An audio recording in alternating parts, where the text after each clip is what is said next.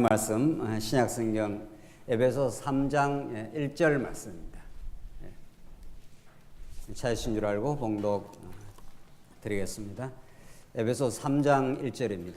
이러므로 그리스도 예수의 일로 너희 이방인을 위하여 갇힌 자 된 나 바울이 말하거니와 너희를 위하여 내게 주신 하나님의 그 은혜의 경륜을 너희가 들었을 터이라. 곧 계시로 내게 비밀을 알게 하신 것은 내가 먼저 간단히 기록함과 같으니 이를 읽으면 너희가 그리스도의 비밀을 깨달은 것을 너희가 알 수 있으리라. 이제 그의 거룩한 사도들과 선지자들에게 성령으로 나타내신 것 같이 다른 세대에는 사람의 아들들에게 알리지 아니하셨으니 이는 이방인들이 복음으로 말미암아 그리스도 예수 안에서 함께 상속자가 되고 함께 지체가 되고 함께 약속에 참여하는 자가 됨이라. 우선 6절까지 봉독 드렸습니다. 우리는 오후 시간 에베소서 말씀을 통해서 교회 진리로 무장케 하시는 그리스도에 대해서 우리가 지금 살펴가고 있습니다. 오늘 본문 말씀은 이제 단락이 크게 하나 달라지는데 에베소 1장과 2장은 하나님께서 교회를 신령한 몸된 교회를 하나님이 설립을 하시는 주체이시다. 이게 1장, 2장 내용입니다. 어떤 인간의 기획과 열심과 노력으로 교회를 설립하는 것이 아니라 하나님 만세전에 이미 그 모든 디자인으로 작정을 해놓으셨고 이미 구약식으로 말하면 성전의 크기와 넓이를 그 제목까지도 이미 하나님이 식양을 정해놓으셨다. 이렇게 설계도를 이미 하나님께 다 만들어 놓으시고 하나님께서 당신의 아들을 통해서 또 약속대로 보내신 성령을 통해서 이 신약시대 교회를 설립을 하신다. 그 설립을 하는 실제 모습은 의롭고 똑똑하고 잘나가는 사람들을 붙들어서 이 땅에 교회를 세우는 것이 아니라 허물과 죄로 죽었던 너희를 살리신다. 이것이 얼마나 놀라운 복음의 메시지인지 모릅니다. 그래서 우리가 교회로 이렇게 설립되고 교회로 지체로 살고 우리가 조직을 이루어서 신령한 조직을 이루어서 교회를 살아가는 것 자체가 너무도 오늘 우리 막내 여전도회가 찬송한 대로 그 사랑이 그 큰 사랑이 우리를 죽었던 우리를 살려냈기 때문에 그래서 교회의 지체가 됐기 때문에 우리를 감격해 하고 감사하도록 그렇게 하나님께서 만들어 가신다. 여기까지가 2장 내용이었습니다.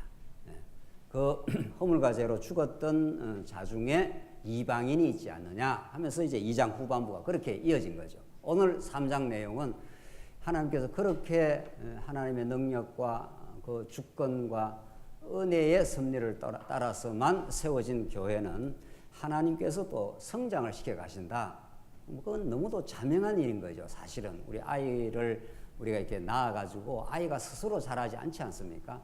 먹이고 입히고 보호해야 아이가 이렇게 무럭무럭 성장해 가듯이. 그러니까 우리가 이렇게 성장하고 나서 학교 졸업하고 졸업식 하고 이러면 졸업식 날 가서 이렇게 사각모를 쓰게 되면은 그걸 이제 어머님한테 이렇게 다시 씌워드리지 않습니까?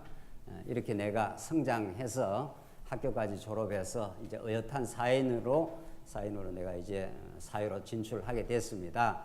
이것이 나를 낳아주시고 길러주시고 보호해주신 어머님 당신의 또 아버지 당신의 공로입니다. 이렇게 우리 일반 계시 속에서도 일반 계시라는 게 아주 놀라운 하나님의 그 복음을 사실은 다 담고 있습니다. 이 피조 만물 자체가 다 사실은 복음을 담고 있습니다. 단지 특별 계신 진리의 빛이 비춰지지 않으면 그것을 하나님 중심으로 해석을 못할 뿐인 거죠. 자, 우리 성장하는 우리 모든 사람들이 그렇게 성장하는 그걸 통해서도 우리 스스로가 성장하는 것이 아니라 하나님 아버지께서 우리를 먹이시고 보호하시고 또 그렇게 인도하셔서 우리를 성장케 하신다. 그러니까 우리 교회가 자꾸 성장된다. 우리 신앙이 성장되어서 굳센 믿음을 가지고 살아간다. 이게 자체가 놀라운 그 감사의 내용인 거죠. 그래서 얼마나 하나님 앞에 감사할 게 많으면 사도 바울은 범사에 감사하라. 이런 어마어마한 말을 하고 있는 거죠. 범사라는 게 뭡니까? 모든 것이 감사의 내용이라는 겁니다. 그것이 무슨 수사학적 표현이 아니라 그 진실하고 진리적 표현이라는 거죠. 그래서 교회가 우리 교회도 자꾸 하나님께서 성장을 시키는데 그 성장에 두 가지 방법이 있는데 이 방법 외에 없다는 겁니다. 성장은 아무리 뭐 성장 프로그램을 뭐 목사들이 뭐 요즘 많은 것은 세미나도 많이 합니다. 뭐 교회 성장 프로그램 어쩌고 저쩌고 뭐 이렇게 많이 하지만은 성경에서 에베소서 말씀에는 그 하나님께서 어떻게 성장한다는 구체적 방법이 정확하게 나와 있습니다. 뭐 그거 이상도 이하도 아닌 하나님께서 성장의 방법이 있다는 거죠. 그 첫째가 하나님 교회를 성장시키는데 사도 직분을 통해서 영원한 진리의 말씀을 계시의 진리를 드러내신다. 사도를 통해서 진리를 드러내신 그 진리 위에서만 성장한다. 우리 지난 시간 마지막 부분이 그거지 않습니까? 하나님께서 성전이 되어서 우리를 키워가시는데 사도와 선지자의 터 위에 교회가 세워진다. 이게 교회입니다. 여러 이제 지체들을 하나님께서 엮어가지고 이 사도와 선지자, 우리 지난 시간 한 내용이란 말이죠. 그 진리의 터 위에서만 세워진다. 이 진리 밖에, 진리가 아닌 무슨 세상에 힘이 있을 수 있는 거죠. 이렇게 해서 세워져 있는 모습이 있을 수 있는 거죠. 그래서 이거 빗금친 부분은 다 가짜라는 거예요. 그게 뭐 교회가 외형이 엄청 크다라든가 뭐 엄청난 뭐 사람이 많다라든가 뭐 연보가 뭐 수억이 나온다든가 뭐 그런 것들을 교회 성장이라 안 그런단 말이죠. 교회 성장은 사도와 선지자의 터 위에서만 교회가 세웁니다. 이게 신령한 교회입니다. 요 안에서만 참 행복이 있고 감사가 있고 평안이 있고 하나님 나라의 누림이 있는 거죠. 요 밖으로 나가면 진리 밖에서 뭐가 이렇게 뭐 부수수하게 세워져 있는 건 여기에는 갈등이 있고 미움이 있고 경쟁이 있고 이런 것이니까 그건 하나님 나라가 아니라는 거죠. 이 부분에 대해서 우리가 철저하고 확실할 이유가 있는 거죠. 오늘 성경 말씀이 그렇게 우리 지금 성경대로 믿는 거니까. 그래서 첫 번째가 사도 직분을 하나님께 딱 세운다. 이 진리 외에는 없다 이런 뜻입니다. 그러니까 사도와 선지자, 이제 구약으로 말하면 선지자고 신약으로 말하면 이제 사도인데 이 진리를 그대로 그러니까 기독교 우리 믿음이란 건 뭐 내 느낌으로 내 무슨 체험을 통해서 이렇게 진리 생활을 하는 게 교회 생활을 하는 게 아니라 성경이 가르치는 아주 객관적인 말씀입니다. 이건 내 주관하고도 관계없습니다. 엄밀하게 말하면 내가 믿고 안 믿고 하고도 상관없는 객관적 말씀입니다. 이게 계시된 말씀이기 때문에 이 계시된 말씀을 차근차근 우리가 좀 따라가지 않습니까? 이걸 그대로 따라가면서 확실한 객관적 진리를 깨달아야 이제 주관적 확실한 믿음이 생기는 거죠. 내 안에서 믿음이 생기는 거죠. 그러니까 모든 철학은 객관성과 주관성이 이게 통합이 안 되는 거죠. 그러니까 모더니즘이라고 하는 18세기, 19세기 구라파 철학에서는 거기는 모더니즘이라는 것은 인간 이성을 통해서 과학적 이성을 통해서 객관적 진리에 다다를 수 있다. 이 객관주의예요. 그러나 지금 21세기에 와서는 포스트 모더니즘이라고 하는 이 시대에 와서는 객관적인 게 없다는 거예요. 객관적인 뭐 그래 중요하냐는 거예요. 내가 어떻게 느꼈느냐가 중요하다는 거예요. 그게 주관주의입니다. 이게 상대주의라고 하는. 그래서 오늘날 이 시대는 젊은 사람, 요즘 젊은 사람, 우리 뭐 교회 온 젊은 사람은 아니지만은 젊은 사람들은 뭐 객관적인 진리, 뭐 절대적 진리, 뭐 이런 게 중요하지 않아요. 내게 어떻게 느낌이 왔느냐, 이게 중요한 거예요. 니체 이후에 모든 사람들이 그렇게 됐습니다. 20세기에 들어와서. 특별히 21세기 지금은 더 그런 거죠. 그러니까 객관성과 주관성이 이게 연결을 시킬 수가 없는 거예요. 이 기독교 진리의 위대성은 어떤 철학, 어떤 사상에서도 모순과 혼돈을 빚는 것이 기독교 진리 안에 딱 들어오면은 모든 것이 딱 제자리를 차지하고 통합이 된다는 겁니다. 그래서 성경은 여러분과 제가 믿든 안 믿든 객관적인 진리입니다. 이게 하나님께서 딱 이렇게 기록을 해놓은 거예요. 그래서 성경이 그렇게 중요한 거예요. 이것을 우리에게 깨닫게 하는 것도 이제 성령 하나님께서 내게 찾아오셔서 믿게 하는 거죠. 그래서 우리 정리하자면 사도 직분이라는 게 그렇게 중요합니다. 사도 자체가 중요한 게 아니고 하나님께서 사도들을 통해서 객관적인 진리를 교회의 비밀을 딱 드러내놨습니다. 그러니까 이대로만 따라가면은 우리가 잘못 생각하고 우리가 내 나름대로 생각하고 주관적으로 판단하고 이런 것들을 자꾸 불식시켜서 나갈 수 있는 거죠.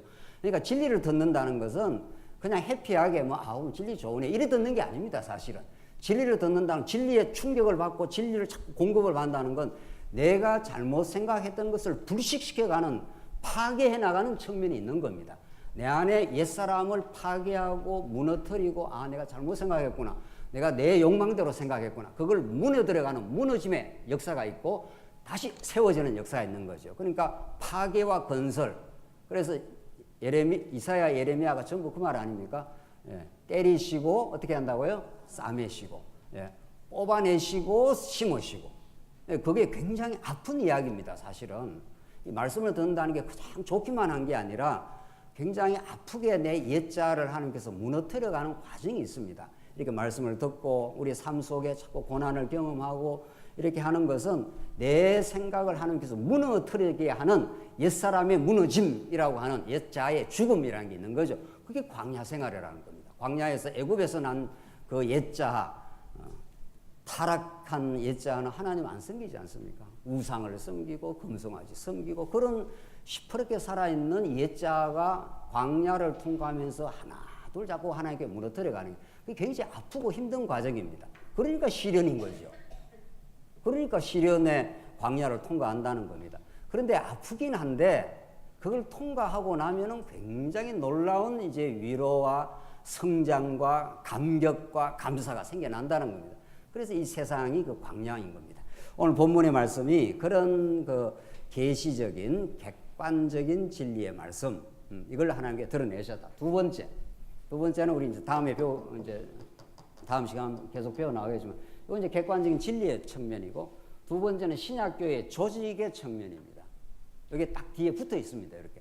이 두 가지 항목이 우리를 교회가 교회되도록 성장케 하는 두 가지의 성경적 방법이라는 겁니다. 이 방법 외에 없다 이런 뜻이죠. 첫째는 사도를 통해서 객관적 진리를 드러낸다.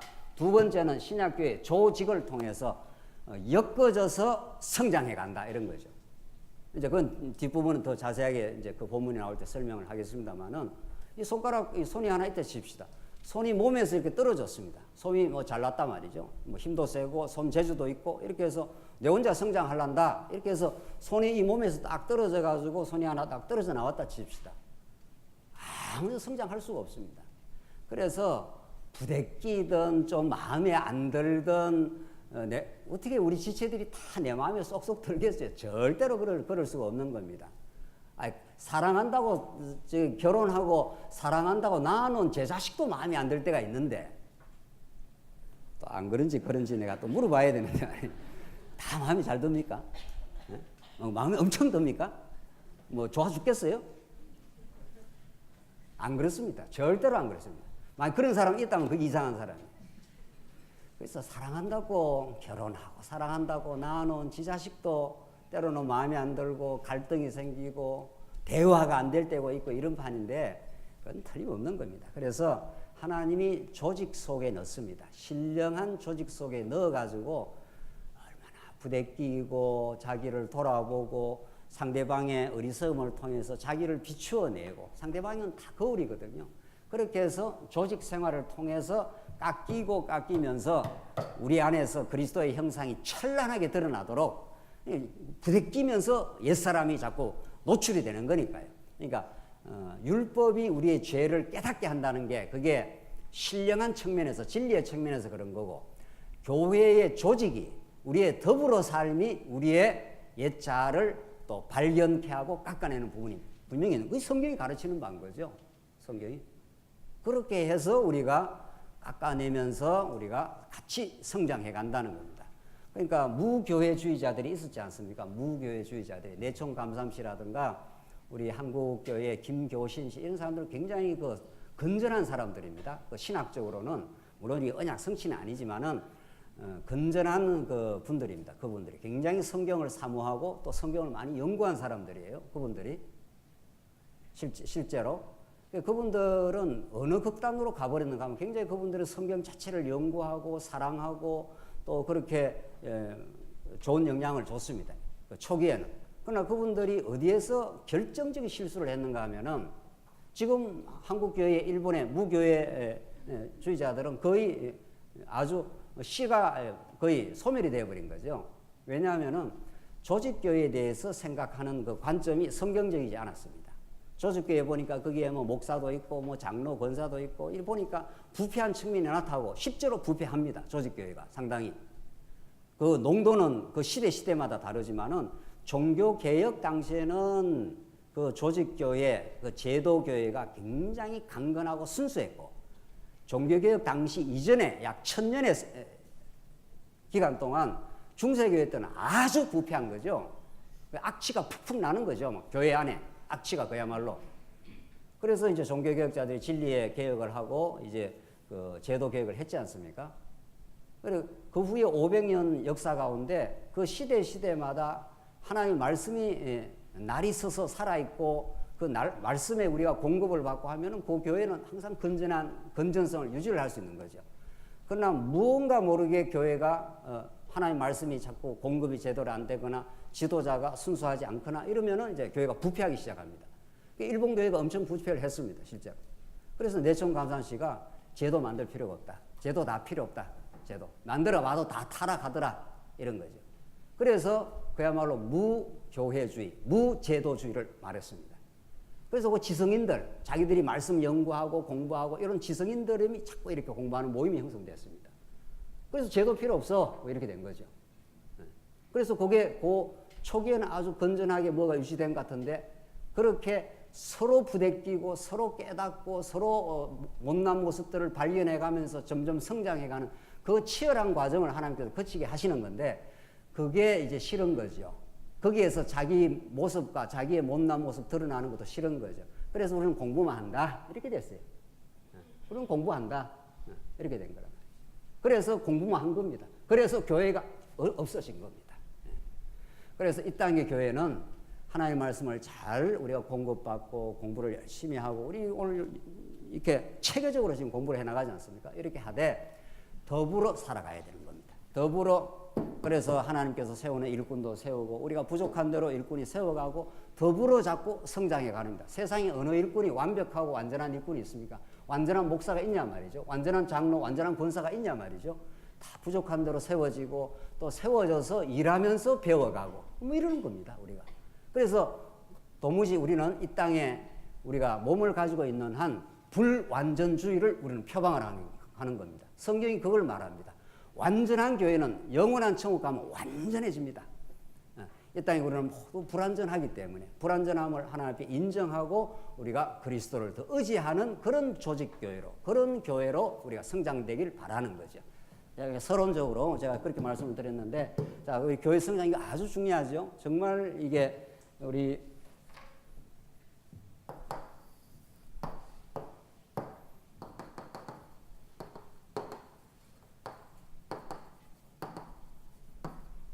그래서 하나님께서 설립의 기초, 설립의 실제를 인도하시고 이제 사도를 세우시고 이 사도를 통한 진리를 통해서 하나님께서 엮어서 하나님이 지체로 연결해서 그래서 연결하고 상합하는 활동이 교회에서 그렇게도 중요한 겁니다. 어쩌든 자꾸 속회로 연결되고 집으로 연결되고 무슨 활동으로 연결이 되고 그렇게 자꾸 연결돼 가는 겁니다. 그래서 모이기를 피하지 말고 자꾸 연결해서 신앙생활 하라 하는 것이 우리 성경의 가르침입니다. 3장 이제 보십시다. 이 정도 서론하고 3장 1절입니다. 3장 1절로 6절 보면은 사도들과 선지자들에게 알게 한 비밀의 내용을 알려줍니다. 1절에서 이제 6절까지입니다. 1절에서 6절. 하나님께서 계시의 비밀을 알려주는데 1절 이러므로 그리스도 예수의 일로 너희 이방인을 위하여 갇힌 자 된 나 바울이 말하거니와 이렇게 되죠. 사도 바울이 그 앞에 모든 1, 2장에 하나님께서 이렇게 교회를 설립하였으므로 그리스도 예수의 일로 너희 이방인을 위하여 갇힌 자 된 나 바울. 그 바울의 그 옥중에 갇힌 이유와 목적을 지금 밝혀주는 겁니다. 내가 나의 일로 갇힌 게 아니라 그리스도 예수의 일로 그 복음의 일로 하나님의 영광을 위하는 일로 이 땅에 하나님의 나라인 교회가 세워지는 일로 이런 말이죠. 너희 이방인을 위하여 갇힌 자 된 나 바울은 바울은 이미 예수 안에서 예수님께 사로잡히고 나서는 자기중심적 삶으로부터 이제 해방된 사람입니다. 자기 인생에 대해서 너무도 행복과 자기 정체성을 복음 안에서 느껴버렸어요. 확신했습니다. 그렇기 때문에 바울의 삶은 이제 이방인을 위하는 삶, 이방 교회를 위하는 삶으로 바뀌었다. 2절 너희를 위하여 내게 주신 하나님의 그 은혜의 경륜을 너희가 들었을 터이라. 이게 하나님께서 지금까지 에베소서 1장 2장에서 말씀한 것이 하나님의 그 은혜의 경륜, 은혜의 뜻이라는 겁니다. 이게 모든 건 다 은혜인데 이 땅에 교회가 세워져가는 모든 건 하나님 주신 은혜, 공짜로 준 선물, 이 카리스 하는 이 모든 게 다 하나님께서 주어진 선물이라는 건데 그걸 너희가 들었지 않았는가 하면서 그걸 부연 설명을 하는데 3절 곧 어떤 거냐 하면은 계시로 내게 비밀을 알게 하신 것은 내가 먼저 간단히 기록한 것 같더니 그것을 읽으면 내가 그리스도의 비밀을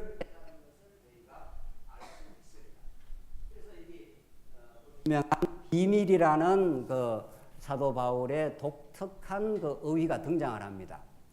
이때 비밀하는 건 시크리트, 이게 남한테 안 가르쳐 주는 비밀, 그런 비밀이 아니고 요 비밀은 무스테리온 하는 거 영어로 말하면 그 미스테리의 그 원어입니다. 미스테리. 그 미스테리 하는 거는 좀 신비로운 거 아니지 않습니까?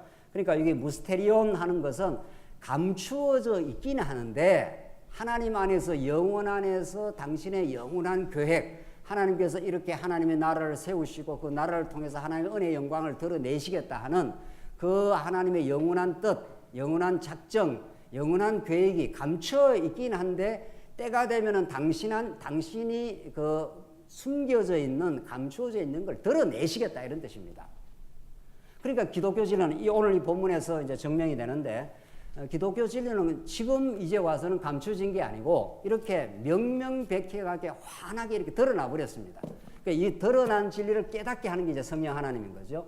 자, 그래서 이 계시로 3절에 나오지 않습니까? 곧 계시로 내게 비밀을 알게 하신 것은 그전에는 구약 시대는 그림자와 모형의 방식으로만 하나님께 드러냈다가 이제는 구약의 그 수많은 언약의 말씀과 모형과 그림자들로 보여줬는데 이제 이 모든 날 마지막에 아들로 히브리서 말씀대로 하면 아들로 예수 그리스도 안에 온전하게 그 비밀을 이렇게 드러내버렸다는 겁니다. 그게 미스테리온, 그리고 미스테리 이런 뜻입니다.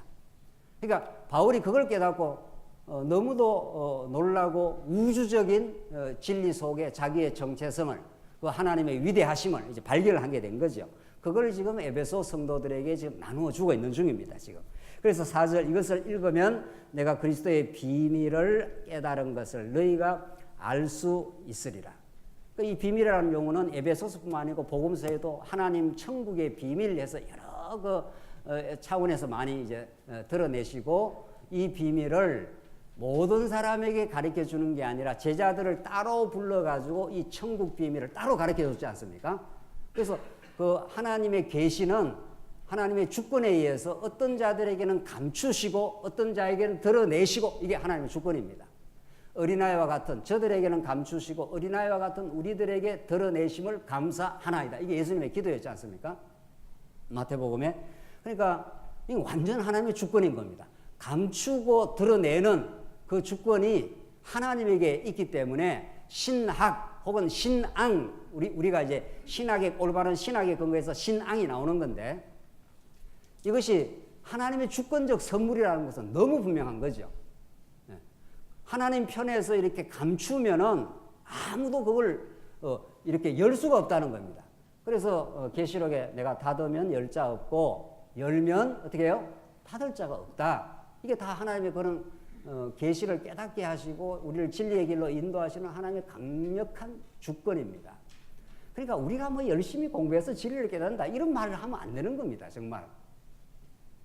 하나님께서 진리를 깨닫게 하려면 열심을 주셔서 공부하게 해서 하나님이 깨닫게 하는 겁니다. 정말. 그러니까 우리는 이 미스테리온이라는 이 말 한마디만 우리가 성경적으로 잘 깨달아도 열고 닫을 권한이 하나님께 있는 겁니다. 지금도 여러분들, 지금도 여러분과 저에게 이렇게 말씀이 전달은 되지만 이게 열려질 수 있는 권한과 닫히는 권한이 우리에게 있지 않습니다. 이게 똑같이 말씀을 들어도요. 똑같이 말씀을 들어도 어떤 사람은 깨닫고 어떤 사람은 못 깨닫는 사람이 있습니다. 바울이 증거에도 그랬습니다. 어떤 사람은 듣고 깨닫고 어떤 사람은 아니라 하고 돌아갔더라. 사도행전에 바울이 로마에서 복음을 전할 때 그랬습니다. 그러니까 복음이라는 것은 들어달라고 구걸하는 것도 아니고 그렇잖아요. 이거 꼭 좀 들어주십시오. 뭐 이렇게 하는 게 아니잖아요. 이 하나님께서 이렇게 살아계시고 이렇게 주권적이시고 이렇게 주권적으로 깨닫게 할 자를 깨닫게 하고 열 자를 열고 닫을 자를 닫고 하나님께 그렇게 하십니다. 이런 하나님의 주권과 은혜를 우리에게 전파하는데 여러분과 저에게는 그게 열린 거죠. 그래서 사도 바울에게도 열린 거죠. 그게. 그래서 내게 알게 하신 것 그리고 4절에 그것을 읽으면 내가 그리스도의 비밀을 깨달은 것을 이렇게 나오지 않습니까? 그래서 정말 하나님께서 열어주셔서 깨닫게 된 것이기 때문에 얼마나 감사한지요. 이렇게 되는 거죠. 이렇게 하나님에 대해서 더 깊이 깨달아가니 더 마음의 평강이 이루어지고 더 자유함이 점점 진리가 우리를 자유케 한다 그랬기 때문에 그래서 그 깨달음이 자꾸 우리 마음에 자유를 주는 겁니다. 5절 이제 그의 거룩한 사도들과 선지자들에게 성령으로 나타내신 것 같이 다른 세대에는 사람의 아들들에게 알리지 아니하셨으니 이 구약을 지칭합니다. 구약에는 그림자와 모형으로 그렇게 다 보여줬지만 이 마지막 날에는 실체로 아들로 이제는 진짜로 다 보여줘 버렸다. 이렇게 사도 바울에게 그 아들로 오신 실체로 오신 예수 그리스도에 대해서 잘 깨달을 수 있도록 하나님께서 계시를 열어줘 버렸다는 거예요. 그래서 사도 바울이 우리 1장 2장에 이게 복음의 내용 아닙니까? 이게 복음의 이게 실체입니다. 이게. 그리고 여기서부터는 이 복음에 근거해서 하나님께서 성장을 시키겠다는 거고 여기에서 성장된 만큼 하나님께서 생활까지도 인도를 하시겠다는 거예요. 그러니까 이 모두가 하나님의 영광을 계시하는 거 아니겠어요? 그런데 이 영혼 안에 감추어졌던 비밀로서의 이 진리를 하나님께서 이렇게 부채살이 쫙 펴면 이렇게 펼쳐지듯이 이렇게 지금 펼쳐내고 있는 중입니다. 이렇게 언제까지 장차 오실 예수님 다시 오실 그날까지 이렇게 쫙 지금 펼쳐나가고 있는 하나님의 주권이 지금 펼쳐지고 있는 중에 여러분과 저가 그 역사의 한 시점에 던져져 있고 그 진리를 깨닫고 있고 또 새로운 시대로 이제 이어지겠지요. 그렇게 하나님이 역사와 교회를 주관하고 계시는 거죠.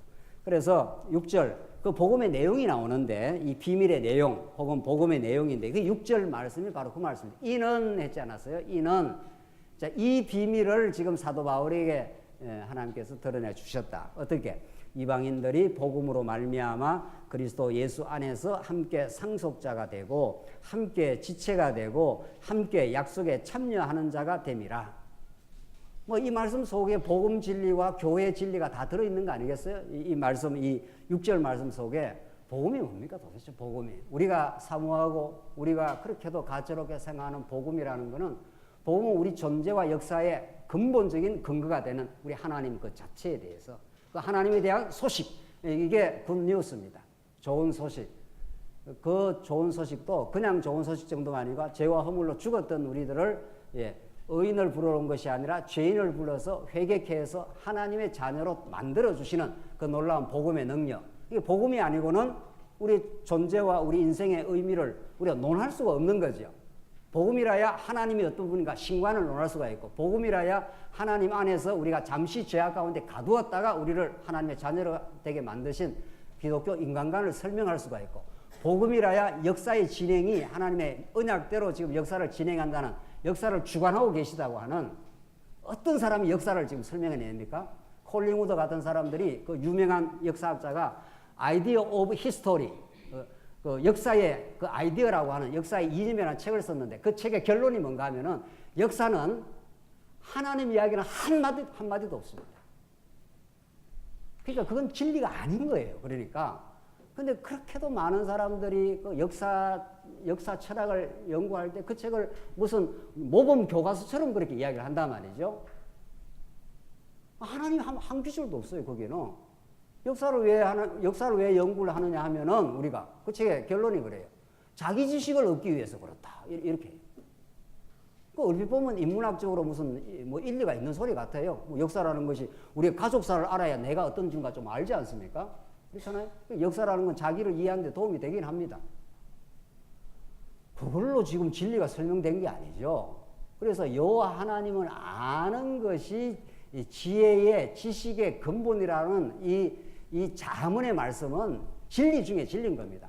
그러니까 하나님을 알아야 진짜 역사의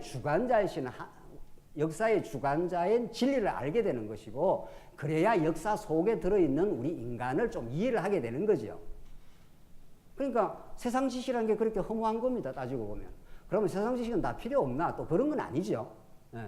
하나님을 알고 나면은 뭐 인문학적 지식이든지 역사 지식이든지 철학이든지 그런 것들이 다 하나님과 접목이 되면은 아, 이건 다 하나님을 아는 보조 자료들이구나. 이쯤 자리가 정돈이 된다는 거 아닙니까? 그러니까 복음이라는 게 그런 겁니다. 복음이라는 게 그저 뭐 오늘 이렇게 위로나 좀 받고 이렇게 교회 왔다가 가는 정도가 아니라 우주를 설명하고 역사를 이해하고 우리 인간의 존재의 가치를 설명을 하고 하나님에 대한 소식이고 그런 거죠. 그래서 세상의 어떤 지식들도 다 자리매김을 하고 하나님 아는 지식이라야 진짜 지식 중에 지식이다. 그렇게 되는 거죠. 그게 복음입니다. 그러니까 이 복음을 그 당시에 에베소 교회, 이 에베소 교회 상황이 헬라 문화권으로 꽉 들어찬 곳입니다. 헬라가 어떤 곳입니까? 지금도 모든 아카데미, 모든 대학은 그 헬라를 그 지성의 원천으로 생각을 하는 곳이라. 플라톤, 뭐 소크라테스, 플라톤, 아리스토텔레스 이런 그 문화가 이 당시에 꽉 차있던 동네입니다.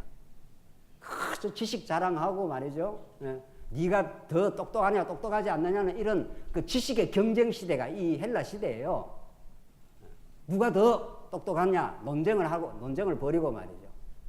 그러니까 하나님의 관점, 복음의 관점에 보면은 다 자기 잘났다는 이야기예요. 그게 복음 안에서는 그런 것들이 너무도 무력한 거죠. 그런 것들이. 복음은 내 지식을 자랑하는 것도 아니고 하나님이 얼마나 위대하시고 놀라운 분이시고 우리를 사랑하시는 분인가 하는 그 살아계신 그 하나님에 대한 진리를 깨닫게 되어 오늘 본문에 나오는 대로 복음으로 말미암아 했지 않았어요? 그리스도 예수 안에서 이렇게 돼 있어요.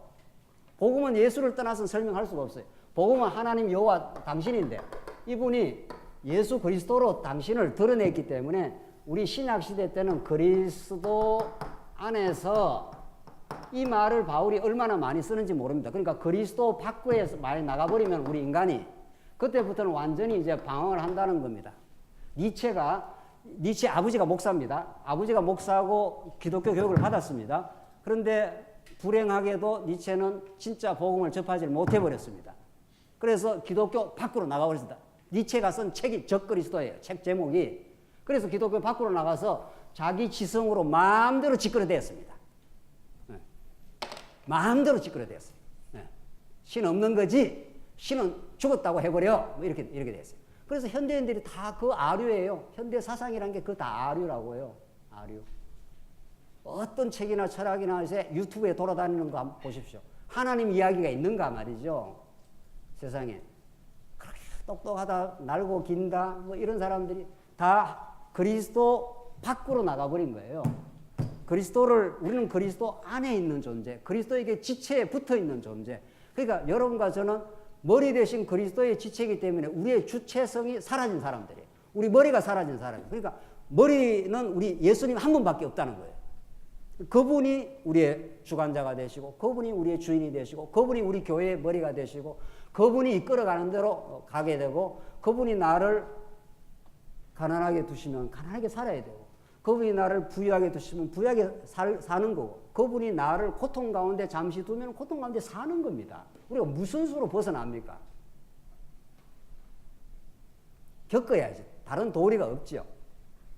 그걸 힘들다 어떻다 내가 왜 이걸 겪어야 되냐 이러니까 머리를 인정 안 하는 거죠. 그래서 우리가 진리를 자꾸 깨닫게 되면은 머리 대신 그리스도를 인정하게 되고 그 앞에 순종하게 되고 하나님 마음대로 하십시오. 이렇게 되는 거죠. 당신이 내 역사의 주관자이십니다. 오늘 본문이 그걸 지금 강력하게 말하고 있는 그리스도 예수 안에서 함께 상속자가 되고 이렇게 되지 않으세요? 그분 안에서 하나님 나라를 상속받게 됐다는 거예요. 세상에 이것처럼 뭐 놀라운 상속이 됐습니까? 혹시 한 10억 상속 받은 분 계십니까? 부모님 잘 만났는지 못 만났는지 모르겠는데 한 100억 상속 받은 분 계십니까? 그러면 뭐 엄청 뭐 인생이 살판이 나는 겁니까? 이건희 씨 아들쯤 되면 몇 억을 받습니까? 몇백억이 아니라 몇 조는 상속을 받겠죠? 성경은 그런 하찮고 유치한 그런 상속 개념이 아니라 하나님 나라를 지금 상속 함께 받는다는 겁니다. 세상에. 영원히 불변하는, 썩지 않고 쇠하지 않은 영원한 기업을 너희가 받았으니, 베드로 사도가 베드로 전서에서 그렇게 말해요. 그러니까 예수 그리스도 안에서 함께 상속자가 되고, 그 어마어마한 그 천국의 비밀을, 천국의 기쁨을, 영원한 하나님의 사랑을, 거기서 우리가 하나님의 자녀가 되어서 하나님이 우리 아버지가 되고 우리가 아들이 되고 예수 그리스도가 우리의 신랑이 되고 우리가 신부가 되는 이런 하나님 나라를 우리는 상속받았다는 겁니다. 그러니까 예수 믿는다는 게 너무도 든든하고 확실하고 가치로운 겁니다. 여러분과 제가 지금 예수를 믿었다는 거는, 그런데 예수를 믿긴 했는데 세상 게 그렇게도 부러워. 그 예수를 아직 제대로 안 믿은 겁니다. 거기에 대해서 우리가 확실하고 분명하게 자기 이해를 해야 됩니다. 내가 아직도 세상이 많이 부러워. 돈 많은 사람 부럽고, 건강한 사람 부럽고, 잘 나가는 사람 부럽고, 이러면 그렇지 않다는 거 아니에요, 자기는.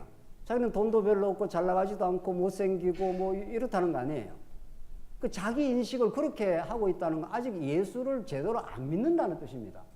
이 부분에 대해서 우리가 확실하고 분명하게 할 이유가 있어요. 성경신학이 그렇고, 뭐, 언약 성취가 어떻고, 뭐 다 공부해야죠. 열심히 해야죠. 그걸 제대로 공부를 했다면 예수를 믿는 거 아니겠어요? 그러면 그렇게 내가 하나님 나라의 상속자로 진짜 믿는 겁니다. 이 시간 잠깐 있으면 사라집니다, 이제. 이거 뭐 이제 한 20, 30, 여기 계시는 분 한 50년 뭐 견디기 어려울걸요, 아마. 50년은 너무 섭섭한가 봐요. 여기 젊은 사람도 있으니까 말이죠. 잠깐이에요, 잠깐 지나가는 거죠. 잠깐. 한 60년, 70년이 돌아보면 잠깐 온 거죠. 잠깐 한번 자고 일어나면은 우리 천국에 가 있을 겁니다. 그때는 영원한 천국, 영원한 하나님 나라의 상속자가 된 거죠. 그렇게 하나님께서 우리를 하나님의 아들로 이렇게 놀라운 신분으로 이렇게 든든하게 만들어 주셨다는 겁니다. 그래서 우리가 때로는 이 광야에서 좀 어려운 길을 걸어가고 또 힘든 일을 겪어도 하나님 내게 상속자가 되게 하셨으니 이 땅에 주시는 연단을 잘 경험하게 하시고 이걸 통해서 더 하나님 바라보게 하시옵소서. 이게 우리의 기도입니다. 그래서 그의 나라와 그의 의를 추구하며 살게 하시옵소서. 그래서 우리의 참 평강을 하나님께 허락하시는 거죠. 오늘 본문이 그걸 말합니다. 그리스도 예수 안에서 함께 상속자가 되고 함께 지체가 되고. 자, 첫 번째는 상속자는 가치의 문제고, 두 번째는 지체가 된다고 했으니까 이거는 이제 교회 조직의 문제예요. 신령한 조직. 서두에 말씀드린 대로 교회라는 것은 이렇게 이제 얽히는 거지요. 엮입니다. 그러니까 내 마음에 꼭 드는 사람을 옆에 붙여놓는 게 절대로 아닙니다. 오히려 하나님께서 내 마음에 잘 안 드는 사람을 옆에 이렇게 붙여서 얘가 서로 이렇게 깎이게 만들어가는 거죠. 그걸 열왕기 상하는 치석이라 그러잖아요. 돌이 자꾸 깎인다는 겁니다. 막 이리저리 부대끼면서 깎인다는 거죠. 그래서 나중에 성전을 지을 때 딱 갖다 놓으면 착착 붙는다는 겁니다. 이 땅은, 광야는 하나님께서 영원한 천국에서 완벽하게 성전이 지어지도록 깎이고 있는 과정입니다. 계속 깎이는 거죠. 함께 약속에 참여한 자가 됨이라. 이 복음을 위하여 그의 능력이 역사하시는 대로 내게 주신 하나님의 은혜의 선물을 따라 내가 일꾼이 되었노라. 바울이 자기가 일꾼 아닙니까? 여러분과 제가 다 하나님 나라의 일꾼들인데, 그 일꾼을 설명하는 게 이렇게 깁니다. 7절에 이 복음을 위하여. 복음이라는 대의명분이 딱 앞에 써 있습니다. 이 하나님의 영광이라고 하는. 그리고 그의 능력이 역사하시는 대로. 두 번째는 그 일꾼이 되는데 능력이라는 걸 하나님이 주신다는 거죠. 그 다음 세 번째, 내게 주신 하나님의 은혜의 선물을 따라 내가 일꾼이 되었노라. 이렇게 하나님께서 은혜의 선물을 우리에게 다 주어서 말씀도 깨닫게도 하시고 또 여러 가지 다양한 은사도 은혜의 선물로 주시고 이렇게 해서 하나님께서 일꾼을 되게 했으니 그 일꾼이 열심히 일을 하고 나서 내가 당연히 해야 될 일을 했을 뿐입니다. 이렇게 우리 하나님 앞에 겸손하게 나가라고 그렇게 말하는 거죠. 내가 얼마나 일을 말한 줄 알아? 사도 바울은 그런 말을 한 적이 없습니다. 왜? 이 본문대로 하나님께서 능력도 주시고 은혜의 선물을 내게 주셔서 일꾼이 된 거니까. 그렇잖아요. 그러니까 일을 하면 할수록 더욱 감사가 넘치고 더욱 겸손해지는 게 정상적인 기독교 일꾼입니다. 세상 일꾼하고는 하늘과 땅으로 다른 거죠. 하나님께서 내게 어떤 일을 맡기셨다. 그 놀라운 감사할 일이죠. 그래서 그 일을 수행을 하게 됐다. 그러면 오늘 본문의 말씀대로 내게 주신 하나님의 은혜의 선물을 따라 내가 일꾼이 되었노라. 하나님께서 모든 걸 베풀어 주신 겁니다. 깨달음, 건강, 뭐 어떤 것도 하나님께 안 주신 게 없는 거죠.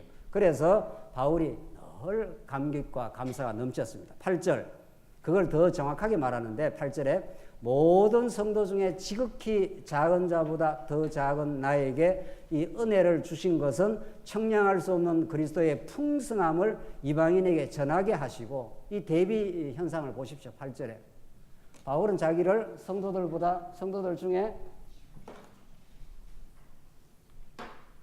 가장 작은 자고 그리스도의 은혜는 풍성하고 이렇게 지금 대비를 하고 있습니다. 이 작은 자, 그리스도의 은혜는 은혜의 풍성함. 바울을 이렇게 작은 자로 만들어 놓은 것은 바울의 위대함을 증명하는 게 아니라 그리스도 은혜의 풍성함을 드러내시려고 하나님께서 바울의 생애를 작정하고 그렇게 인도하셨다고 합니다. 바울이 디모데전서에서도 자기가 포행자요, 거기에 말할 수 없이 핍박자요, 예수를 십자가에 못 박은 자요, 스데반 집사가 순교당할 때, 죽을 때 옷을 지키면서 그걸 확증해 준 사람입니다. 저 인간 죽어야 마땅해, 이렇게 한 거죠. 그리고 수많은 예수 믿는 사람들을 핍박하러 사내들인 공회의 주구 앞잡이가 돼가지고 그렇게 아주 제1선에서 뛰어다니던 사람이에요. 하나님께서 바울을 그렇게 만들었습니다.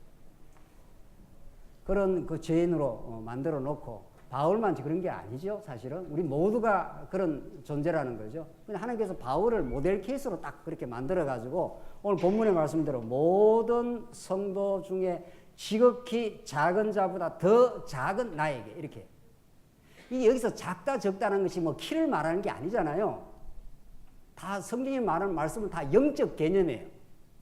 그 디모데전서에서 바울이 내가 다른 모든 사람보다 죄인 중에 뭐라 그럽니까? 괴수라 그러지 않습니까? 그런 개념하고 똑같이 이게 병행 구절이에요. 이게 사실은 작다니까 뭐 바울이 뭐 키가 작다는 뜻도 아니고 말이죠. 그만큼 하나님 앞에서 진노받아야 마땅한 죄인 중에 괴수라, 이런 뜻입니다. 내가 다른 성도보다 더 내가 죄인 중에 괴수다. 그런 나에게 하나님께서 풍성한 은혜를 하나님께 드러내셨다. 바울의 생애 전부가 하나님의 영광을 드러내는 도구로 사용되었다, 이런 뜻입니다. 이게 어찌 바울에게만 주신 복음의 메시지입니까?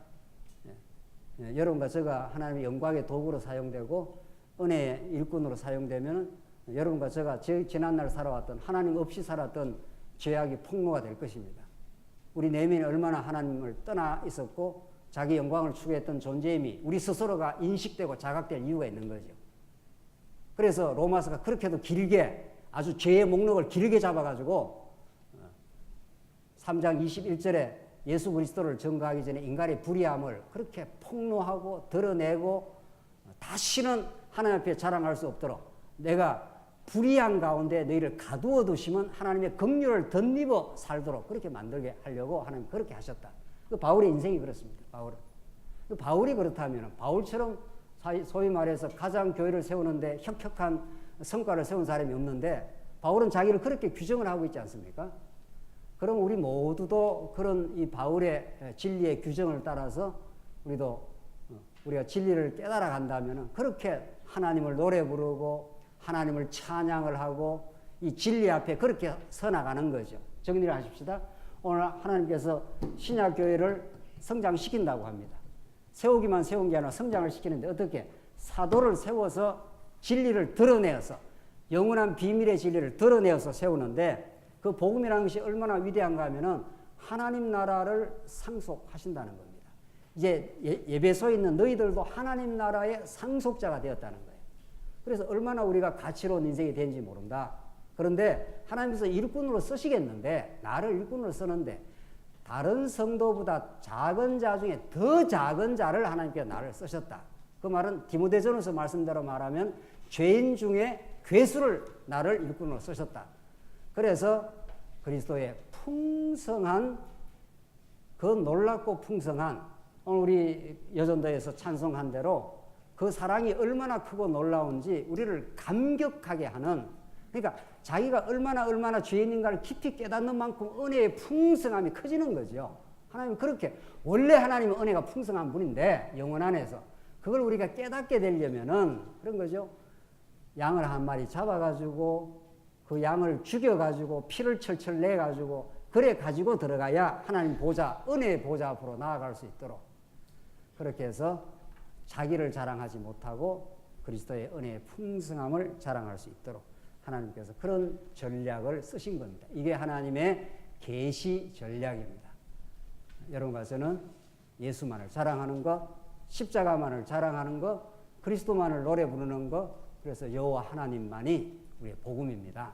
그분만이 우리의 가치요, 그분이 우리의 평생을 추구해도 다함이 없는, 또 추구하고 또 추구해도 한없이 하나님의 은혜를 더 깨닫게 되는 그런 놀라운 대상입니다 하고 우리가 찬송을 부르게 될 것입니다. 기도하십시다. 자비하신 하나님 아버지, 은혜를 감사합니다.